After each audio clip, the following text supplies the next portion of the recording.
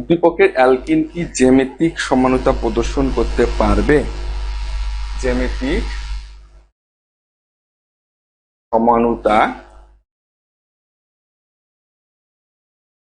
প্রদর্শন করতে পারবে? ব্যাখ্যা কর। আচ্ছা, আর ঘ নাম্বার প্রশ্নটা লিখো যে এ এবং বি যোগের মধ্যে শনাক্তকারী পার্থক্য লিখো। আচ্ছা, এখানে আর একটা জিনিস তোমাদের একটু লিখে নাও, সেটা হচ্ছে অ্যালকিন ওজোনাইড তৈরি হবে, তারপর পর আমাদের এখানে আর একটা জিনিস হবে জিঙ্ক এবং পানি দিয়ে আমাদেরকে হিট করতে হবে। হিট করলে আমরা A plus B plus zinc oxide এইটা আমাদের লিখতে আমি মিসিং করে ফেলেছিলাম। এখন ঘ নাম্বার প্রশ্নটা হচ্ছে আমাদের এ ও বি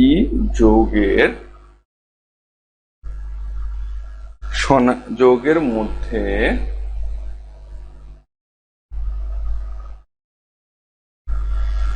শনাক্তকারী পার্থক্য লেখো। দেখো, আমরা দুটো উদ্দীপকের প্রশ্ন আমরা গ এবং ঘ এই দুটো নিয়ে এখন আলোচনা করব। তো মোটামুটি আমাদের সৃজনশীল প্রশ্নটা তোমরা দেখতে পাচ্ছ যে সৃজনশীল প্রশ্নটা কোনটা।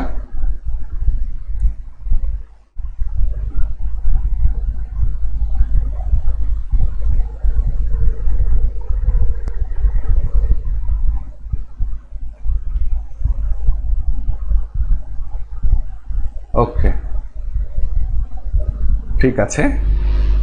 আচ্ছা, এখন আমরা সলিউশনে আসি। সলিউশন আমাদের প্রথম যে প্রশ্নটা রয়েছে গ নাম্বার প্রশ্ন, যে উদ্দীপকের অ্যালকিন কি জ্যামিতিক সমানতা প্রদর্শন করতে পারবে কি না।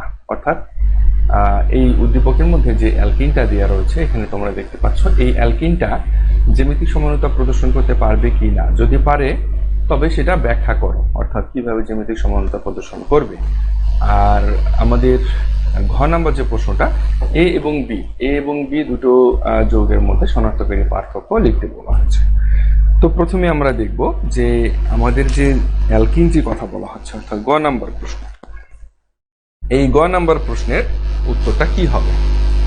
তো গ নাম্বার প্রশ্নে উদ্দীপকে যে অ্যালকিনটার কথা বলা হচ্ছে, এই অ্যালকিনটা আমাদের এই জ্যামিতিক সমানতা প্রদর্শন করবে কি করবে না সেটি নিয়ে আমরা একটু আলোচনা করি। যে উদ্দীপকের যে অ্যালকিন সেটা হচ্ছে এইটা, এই অ্যালকিনটার মধ্যে দ্বিবন্ধন কার্বন কার্বন দ্বিবন্ধন রয়েছে। এখন কার্বন কার্বন দ্বিবন্ধন থাকলে আমরা জানি সেই দ্বিবন্ধনটা অর্থাৎ সেই অ্যালকিনটা আমাদের জ্যামিতিক সমানতা প্রদর্শন করে। আবার দ্বিবন্ধন বিদ্যমান থাকলেও অনেক সময় জ্যামিতিক সমানতা প্রদর্শন করতে পারে না। এখন এই যে অ্যালকিনটা, এই অ্যালকিনটার মধ্যে দ্বিবন্ধন রয়েছে, তারপরও এই অ্যালকিনটা আমাদের জ্যামিতিক সমানতা প্রদর্শন করতে পারবে না। কারণ কি, জ্যামিতিক সমানতা প্রদর্শন করার জন্য যে যে বৈশিষ্ট্যগুলো থাকা দরকার সেই বৈশিষ্ট্যগুলো আমাদের এই অ্যালকিনটার মধ্যে নেই। তো কি কি বৈশিষ্ট্য থাকার দরকার বা কেন এই জ্যামিতিক সমানতার যে শর্তগুলো এই অ্যালকিনটা মানছে না সেটি নিয়ে আমরা এখন একটু আলোচনা করি। যে কোনো যৌগে কার্বন কার্বন দ্বিবন্ধন থাকলে কার্বন কার্বন বন্ধনের অক্ষ বরাবর মুক্ত আবর্তন সম্ভব হয় না। তখন ভিন্ন কনফিগারেশন যুক্ত দুই ধরনের যৌগ অণু সৃষ্টি হয়, যাদেরকে আমরা সিস ট্রান্স সমাণু বলে থাকি। এখন এই যে সিস ট্রান্স যে সমাণু বা জ্যামিতিক সমাণু, এই সিস ট্রান্স সমাণুগুলোর কয়েকটি বৈশিষ্ট্য রয়েছে গুরুত্বপূর্ণ বা শর্ত রয়েছে। সে শর্তগুলো হচ্ছে নাম্বার 1, যৌগকে অবশ্যই চাকরিক বা দ্বিবন্ধন যুক্ত হতে হবে। নাম্বার 2, দ্বিবন্ধন যুক্ত যৌগের গঠন কাঠামো আমাদের কি হবে, গঠন কাঠামোটা আমাদেরকে অবশ্যই A B C double bond C A B এই গঠন কাঠামোর মধ্যে থাকতে হবে। কিন্তু আমরা দেখতে পাচ্ছি যে এখানকার যে দ্বিবন্ধনের দুই পাশে যে কার্বনের সাথে যে যৌগ বা মৌলকগুলো যেগুলো যুক্ত রয়েছে সেগুলো কিন্তু আমাদের এই ফরম্যাটে নেই। এই ফরম্যাটে না থাকার কারণটা হচ্ছে অর্থাৎ এই কার্বনের সঙ্গে দ্বিবন্ধনের দুই পাশে যে দুই কার্বন থাকবে সেই দুই কার্বনের সাথে আমাদের কার্বনের দুই হাতে যে সমাণুগুলো থাকবে বা যে মূলকগুলো বা যে যৌগগুলো থাকবে সেগুলো কিন্তু সমান নয়। এই অ্যালকিনের ক্ষেত্রে আমরা সেটা দেখতে পাচ্ছি। তো এখন এই উদ্দীপকের যে অ্যালকিনটি সেটা আমাদের প্রথম শর্ত পূরণ করে, অর্থাৎ দ্বিবন্ধন আছে সেটা পূরণ করে, ঠিক আছে, কিন্তু দ্বিতীয় শর্তটা পূরণ করতে ব্যর্থ, কারণ দ্বিবন্ধনযুক্ত দুটি কার্বনের একটিতে একই ধরনের গ্রুপ বিদ্যমান। তো একই ধরনের যদি গ্রুপ বিদ্যমান থাকে তাহলে কিন্তু সেটাতে আমাদের জ্যামিতিক সমাণু শর্ত পূরণ করে না। যেমন দেখো, একই ধরনের গ্রুপ থাকা চলবে না। আমরা এই অ্যালকিনটা নিয়ে একটু আলোচনা করি।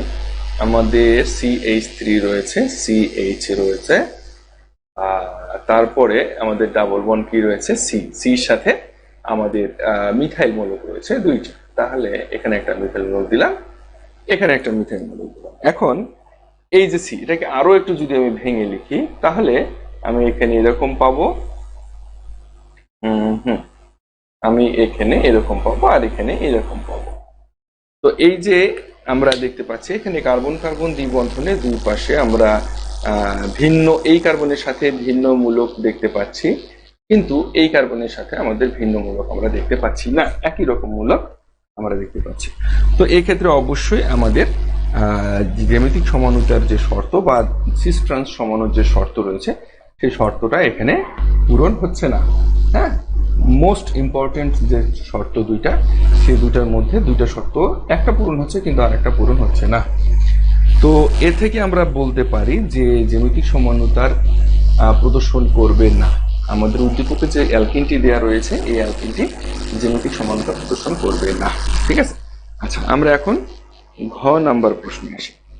ঘ নাম্বার প্রশ্নে আমাদেরকে বলা হয়েছে যে এ এবং বি এই যৌগ দুটির মধ্যে শনাক্তকারী পার্থক্য লিখো। এই যৌগ দুটির মধ্যে শনাক্তকারী পার্থক্য কি? তো প্রথমে আমাদেরকে আগে এই যৌগ দুটি সম্পর্কে আমাদেরকে আগে ধারণা নিতে হবে, অর্থাৎ এই রিয়াকশন থেকে এ এবং বি দুটো যৌগ কি তৈরি হয় সেটা আগে আমাদেরকে জানতে হবে।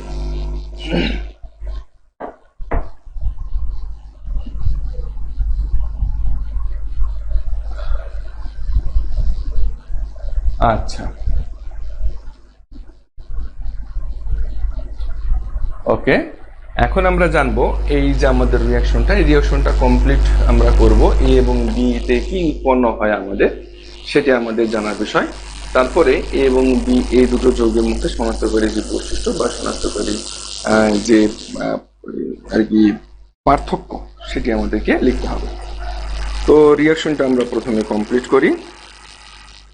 এখানে আমরা দেখতে পাচ্ছি যে CH3 bond CH, CH3 bond CH, double bond C, এবং এর সাথে আমাদের রয়েছে কি দুটো CH3 অর্থাৎ দুটো মিথাইল মূলক, প্লাস আমাদের বিক্রিয়া হচ্ছে কার সাথে, ওজনের সাথে, অর্থাৎ ওজোনেশন বিক্রিয়া। আমরা এটা খুব সহজে বলতে পারি বিক্রিয়াটা আমাদের অ্যালকিনের ওজোনেশন বিক্রিয়া। হ্যাঁ, তাহলে অ্যালকিনের ওজোনেশন বিক্রিয়া যেহেতু, এখন এখান থেকে আমরা এটার পরে আমি এখানে লিখছি CH3 বন্ড CH, আচ্ছা এইচটাকে আমি এইদিকে একটু সরে লিখি, এইদিকে সরে লিখি। এরপরে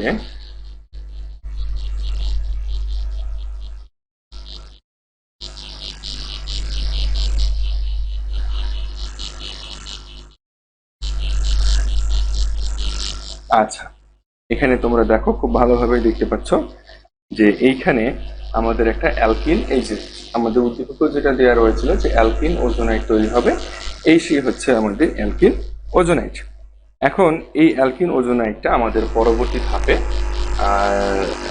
জিঙ্ক এবং পানি দ্বারা কি করতে হবে, আর্দ্র বিশ্লেষণ করতে হবে। হ্যাঁ, আর্দ্র বিশ্লেষণ করতে হবে। তাহলে আমাদের এটা এইভাবে এদিক দিয়ে ভাঙবে এবং এইভাবে এদিক দিয়ে ভাঙবে। তো ভাঙার ফলে আমরা দেখো এই অংশে কি পাচ্ছি, এই অংশে CH3 বন্ড CHO এই প্রোডাক্টটি পাচ্ছি, CH3 বন্ড CHO এই প্রোডাক্টটা পাচ্ছি, প্লাস আর কি পাচ্ছি আমরা এই পাশে CH3CO CH3, হ্যাঁ, CH3COCH3 এই প্রোডাক্ট আমরা পাচ্ছি। তো এই প্রথম যে প্রোডাক্টটা, এই প্রোডাক্টটা ছিল আমাদের A, আর এই প্রোডাক্টটা হচ্ছে আমাদের B, প্লাস এর সাথে আমরা কি পাবো, এর সাথে পাবো আমরা জিঙ্ক অক্সাইড, তাই না? আচ্ছা, তাহলে এখানে খুব সহজে আমরা দেখতে পেলাম যে রিয়াকশনটা কমপ্লিট হবার পরে আমাদের যে দুটো প্রোডাক্ট A এবং B, এই দুটো প্রোডাক্ট থেকে আমরা দেখতে পাচ্ছি আমাদের A প্রোডাক্টটা হচ্ছে অ্যালডিহাইড প্রোডাক্ট, অর্থাৎ ইথানল বা অ্যাসিটালডিহাইড, আর B প্রোডাক্টটা হচ্ছে আমাদের কিটোনের প্রোডাক্ট, অর্থাৎ প্রোপানন বা অ্যাসিটন, 2-প্রোপানন বা অ্যাসিটন। এই দুটো প্রোডাক্ট আমরা পাচ্ছি। এখন এই দুটো প্রোডাক্টের যে ক্যাটাগরি, এই ক্যাটাগরিতে A প্রোডাক্টটি হচ্ছে আমাদের অ্যালডিহাইড এবং B প্রোডাক্টটি হচ্ছে আমাদের কিটোন, একটা অ্যালডিহাইডের প্রোডাক্ট এবং একটা কিটোনের প্রোডাক্ট। তো এবং এই যে A এবং B যৌগ, এই যৌগ দুটোর মধ্যে শনাক্তকারী পার্থক্য এখন আমাদেরকে লিখতে বলা হচ্ছে।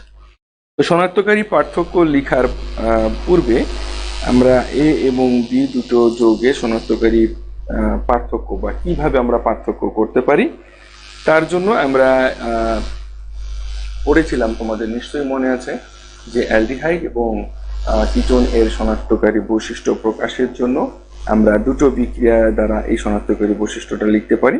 1 নম্বর বিক্রিয়া হচ্ছে আমাদের টলেন বিকারক সহ পরীক্ষা, এবং 2 নম্বর পরীক্ষাটা ছিল আমাদের ফেলিং দ্রবণ পরীক্ষা। তো এখন এই পরীক্ষা দুটো আমরা একটু আলোচনা করি। এই পরীক্ষা দুটো দ্বারা আমরা পার্থক্য বা শনাক্তকারী যে পার্থক্যটা, সেটি আমরা ক্লিয়ার হয়ে যাব। ওকে, তো প্রথমটা হচ্ছে আমাদের টলেন বিকারক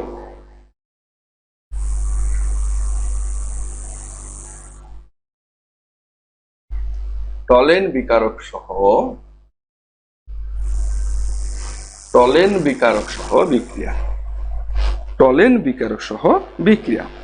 অর্থাৎ আমরা যদি ইথানল, আমাদের যে ইথানল বা অ্যাসিটালডিহাইড তৈরি হয়েছে, এটার সাথে যদি আমরা টলেন বিকারককে যদি বিক্রিয়া করাই, তাহলে কি তৈরি হবে? সিলভার দর্পণ তৈরি হবে। তো রিয়াকশনটা আমরা একটু লিখি। CH3CHO plus silver diammonium silver hydroxide. আচ্ছা, এটি হচ্ছে আমাদের টলেন বিকারক। এই বিকারক থেকে আমরা কি পাবো? সিলভার এর অধক্ষেপ পাবো, বা যেটা একেবারে দর্পণ, নিচে একদম তলানিতে চকচক করবে, আয়নার মতো চকচক করবে। CH3COONH4 প্লাস NH3 প্লাস পানি। আচ্ছা, এখন এই যে অ্যালডিহাইডের সাথে আমাদের সিলভার ডাইঅ্যামোনিয়াম সিলভার হাইড্রোক্সাইড যে বিক্রিয়াটা হচ্ছে, অর্থাৎ টলেন বিকারকের সাথে যে বিক্রিয়াটা হচ্ছে, হয়ে এখানে আমাদের কি তৈরি হচ্ছে? সিলভার এর অধক্ষেপ তৈরি হচ্ছে, যেটা একেবারে দর্পণের ন্যায় দেখতে। তো এই যে রিয়াকশনটা, এই রিয়াকশনটা কিন্তু আমাদের কি করে না? কিটোন অর্থাৎ প্রোপানন এই রিয়াকশনটা কিন্তু দেয় না, ঠিক আছে, বা এই বিক্রিয়াটা কিন্তু কিটোন করে না। তো সেক্ষেত্রে আমরা এখান থেকে নিশ্চিত হতে পারি যে এই বিক্রিয়াটা অ্যাসিটালডিহাইড বা অ্যালডিহাইডে শুধুমাত্র দিয়ে থাকে। এখন 2 নাম্বার যে বিক্রিয়াটা, সেই বিক্রিয়াটা নিয়ে আমরা আলোচনা করি, যার নাম হচ্ছে ফেলিং দ্রবণ বিক্রিয়া।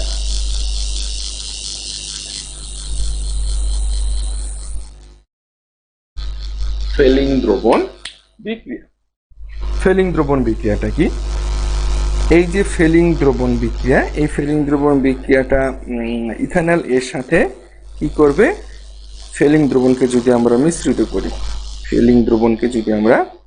মিশ্রিত করি, তাহলে কপার অক্সাইড এর অধক্ষেপ তৈরি হবে। কপার অক্সাইডের অধক্ষেপ তৈরি হবে।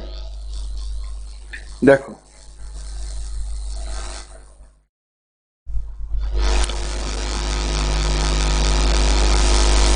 CH3CHO plus copper hydroxide, sodium hydroxide, এরপরে এখান থেকে আমাদের কপার অক্সাইডের লাল বর্ণের অধক্ষেপ তৈরি হবে। কপার অক্সাইডের লাল বর্ণের অধক্ষেপ তৈরি হবে। CH3COO Na প্লাস আমাদের পানি তৈরি।